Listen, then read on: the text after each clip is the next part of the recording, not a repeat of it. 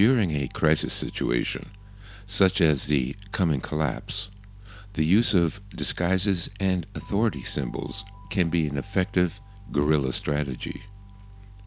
I learned this valuable lesson about authority symbols and body language way back in 1965 when I was just 8 years old. It was the dog days of summer and the heat and humidity was oppressive. In those days, almost no one had air conditioning, and many people just laid prone on a lawn chair with an electric fan blowing on them. One of our neighbors, Uppie Krauf, a tall Dutchman, who was the local fire chief, drove his woody station wagon down the block, stopping and honking his horn in front of every house that had kids. When people came out the door to see what's up, Uppie yelled out that he was taking his kids to the swimming hole at Boyd Park to cool off, and if anyone wanted to come along, to hop in. Soon he had a half dozen of us kids piled in the station wagon with the windows rolled down, enjoying the breeze as we drove off to Boyd Park. About 2 miles from the park entrance, the traffic stopped, bumper to bumper, and it wasn't moving. In those days, the road to Boyd Park was a 2-lane blacktop with a solid yellow line indicating no passing. After waiting 10 minutes, Uppie muttered under his breath that he had enough of this nonsense, and seeing a gap in the traffic, he pulled out onto the oncoming lane and gunned the car all the way to the park entrance. There, the problem was revealed.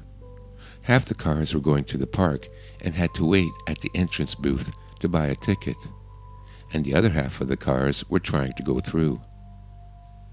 Uppie pulled the car right up to the front entrance. Then he reached over to the glove compartment and pulled out his fireman's cap. He went out and stood in the middle of the road so everyone could see him. He raised his left arm, pointing to the side of the road and the entrance to the park, and with his right arm, he waved the cars to the side of the road. Within seconds, 30 cars pulled over to the shoulder of the road. Everyone knew what he meant. If you're going to the park, wait on the shoulder of the road. Then he used his right arm and pointed down the road, and with his left arm, he waved the other cars to come forward. Everyone understood that through traffic can now ease around the cars on the shoulder and be on their way. In 3 minutes, Uppie had solved the problem, and we all enjoyed a memorable afternoon splashing around the swimming hole. Uppie represents to me what real men were like in the old days. They were good people. They loved their families, and they stayed married. They cared about their communities. And Uppie was happy to load as many kids as he could into his station wagon and treat them to a trip to the park. They would help you jumpstart your car on a cold winter morning, help you build your deck, and invite you to at least one barbecue a month in their backyard, where all the neighbors and their kids would talk and have a whiskey sour, and the kids would all run and play and build forts from clotheslines using blankets and clothespins. They also knew how to take charge. There was no phoning the police or honking their horns and shaking a fist out the window at the driver ahead. Uppie took charge and fixed the problem. That's what men do. When I think back to those times, I often shed a tear for the fact that real men like Uppie are now a rarity, a thing of the past. So what is the lesson I learned? When Uppie stepped out onto the road, he was not wearing his fireman chief's uniform.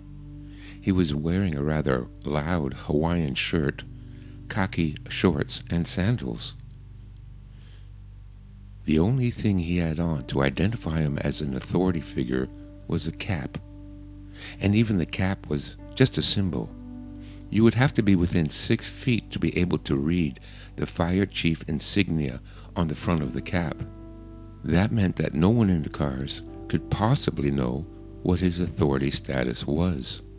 Just a hat that looks official from a distance was enough to have everyone comply. We have been conditioned since childhood to obey authority symbols.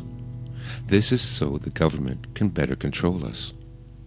Uniforms, hats, badges, vests, stripes, patches, crests, and armbands are just a few of the symbols we all come to associate with authority. To survive this war against our governments, we need to use guerrilla tactics, and one famous tactic is to use the enemy's strength against him. We have been conditioned to obey these symbols, but so has our enemies and their minions. By appropriating these symbols, we can use them to our advantage in times of crisis.